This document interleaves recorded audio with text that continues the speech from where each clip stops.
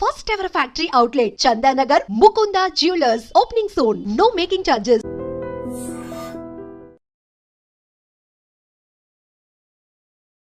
రాజన్న సిరిసిల్ల జిల్లా ఈరోజు రాజన్న సిరిసిల్ల జిల్లాకు సంబంధించిన వార్త ఒక రకంగా కలకలమే క్రియేట్ చేసింది అనుకోవచ్చు. ఎందుకంటే అక్కడ ఒక్కసారిగా ఒక గవర్నమెంట్ స్కూల్లోనే క్షుద్ర పూజలు జరిగినటువంటి ఆనవాళ్లు కనిపించాయి. దీంతో ఆ చుట్టుపక్కల కావచ్చు, లేదంటే ఆ స్కూల్లో జరిగింది ఇదంతా కూడా. అది ఏ స్కూల్ అంటే కుసుమరామయ్య జిల్లా పరిషత్ పాఠశాల. చాలా మంది పిల్లలు కూడా ఆ పాఠశాలకు వచ్చి చదువుకుంటారు.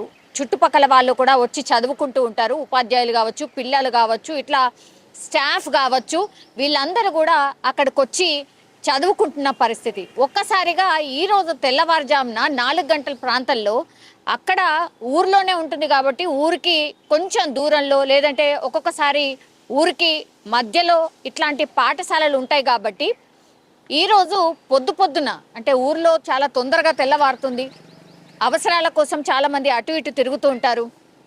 అట్లనే వాకింగ్ చేసే వాళ్ళు వాకింగ్ చేస్తూ ఉంటారు. ఇట్లా అక్కడి నుంచి వెళ్తున్న వాళ్ళు స్కూల్ వైపు చూడగానే పొగలు, ఇట్లా ఏదో అసలు స్కూల్లో ఇట్లా ఏం జరుగుతోంది ఏంది అన్నట్టుగా కొంచెం అనుమానం అయితే వచ్చింది.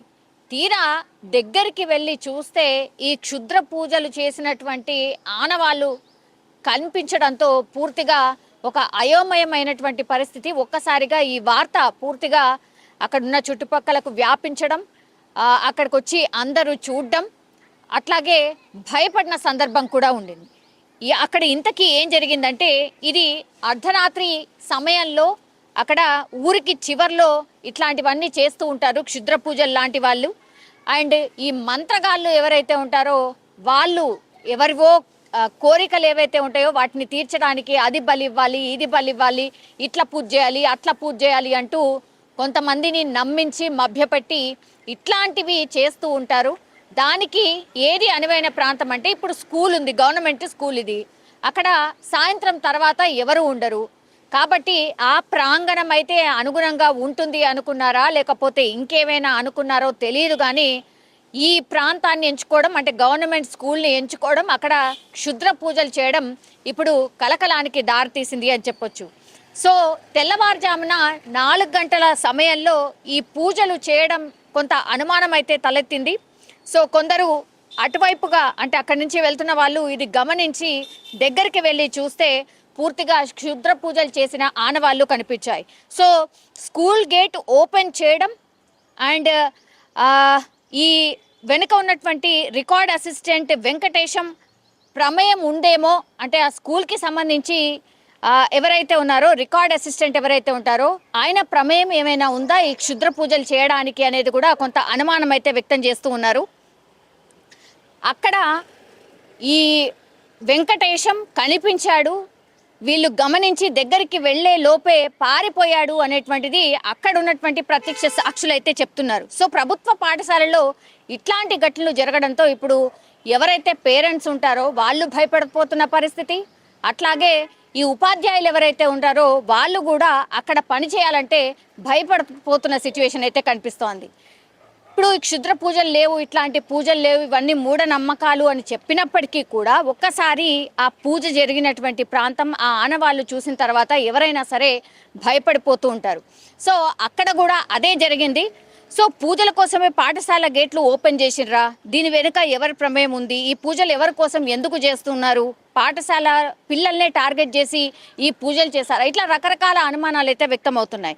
సో బలి పూజపై ఈ రికార్డ్ అసిస్టెంట్ వెంకటేశం ఎప్పుడైతే అడిగే ప్రయత్నం చేసిండ్రో ఆయన ఏం చెప్పకుండా అక్కడి నుంచి మెల్లిగా జారుకున్నటువంటి పరిస్థితి ఉంది అని ప్రత్యక్ష సాక్షులు కూడా చెప్తున్నారు.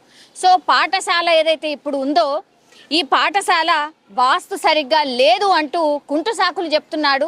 ఈ క్షుద్ర పూజలు ఏంటి, ఇట్లా ఎందుకు జరుగుతుంది ఏంటి అని ఆ వెంకటేశాన్ని అడిగితే ఇక్కడ వాస్తు సరిగ్గా లేదు, ఈ పాఠశాలకు ఏదో శని పట్టింది, అందుకని వాస్తుకి సంబంధించి ఏదైనా కీడ ఉంటే కూడా పోతుంది అని, అందుకే ఇట్లాంటి పూజలు చేస్తున్నట్టుగా చెప్పకనే చెప్తున్నట్టుగా ఇప్పుడు అక్కడ ఉన్నటువంటి వాళ్ళు పబ్లిక్ ప్రశ్నించినప్పుడు చెప్పినట్టుగా అక్కడ ఉన్నటువంటి వాళ్ళు చెప్తున్నారు. సో ప్రశ్నలకు పూర్తిగా కరెక్ట్గా సమాధానాలు చెప్పట్లేదు అనేసి కూడా చెప్తున్నారు. సో పూర్తిగా దీని వెనకాల ఇప్పుడు ఎవరైతే వెంకటేశం ఉన్నాడో ఈ వెంకటేశమే ఇదంతా దగ్గరుండి చేయించాడా అనేటువంటి అనుమానాలు అయితే వ్యక్తం అవుతున్నాయి.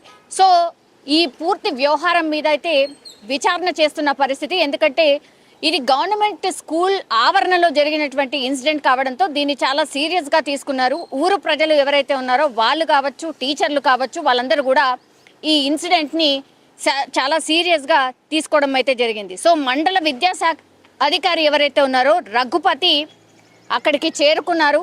పూర్తిగా ఆ పాఠశాలను పరిశీలించారు.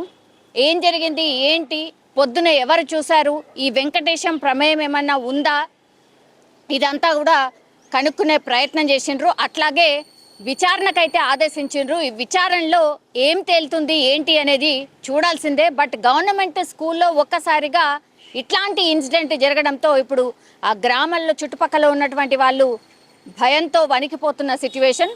ఈరోజైతే స్కూల్కి కూడా ఎవరు రాకుండా వెళ్ళిపోయినటువంటి సిచ్యువేషన్ అయితే కనిపించింది. కానీ ఇట్లాంటి మూఢనమ్మకాల వల్ల ఈ వాస్తు దోషాలు పోతాయనో, లేకపోతే ఏమైనా కీడుంటో తొలగిపోతుందనో, ఏదో బలిస్తే పూర్తిగా మన మీద ఉన్నటువంటి కీడు తొలగిపోతుందనో, ఇట్లాంటి పూజలు చేయడం వల్ల ఇది ఏమాత్రం కరెక్ట్ కాదు, ఆర్ ఇట్లాంటివి జరగవు, వీటిని నమ్మకండి అని ఎన్ని అవగాహన కార్యక్రమాలు చేపట్టినా కూడా ఇంకా కూడా ఈ ఊర్లలో గ్రామాలనే కాదు, నిజం చెప్పాలంటే సిటీలో కూడా అక్కడక్కడ ఈ క్షుద్ర పూజలు లాంటివి జరుగుతున్న సందర్భాలు కూడా చాలానే కనిపిస్తున్నాయి. మొన్న అయితే ఏకంగా వైజాగ్లో ఒక అపార్ట్మెంట్లోనే ఇట్లాంటి పూజలు జరిగినటువంటి సిచ్యువేషన్. సో చదువుకున్న వాళ్ళు కూడా ఇట్లా మూఢనమ్మకాల్లో పడిపోయి, మూఢనమ్మకాలలో కొట్టుకుపోయి ఇట్లాంటి పూజలు చేయడం ఏంటి అనేది కూడా ఇప్పుడు చాలా మంది మాట్లాడుతున్న సిచ్యువేషన్ అయితే కనిపిస్తోంది. కానీ పూర్తి విచారణ చేసిన తర్వాత దీని వెనకాల ఎవరున్నారు, అసలు క్షుద్ర పూజలు చేయడానికి రీజన్ ఏంటి,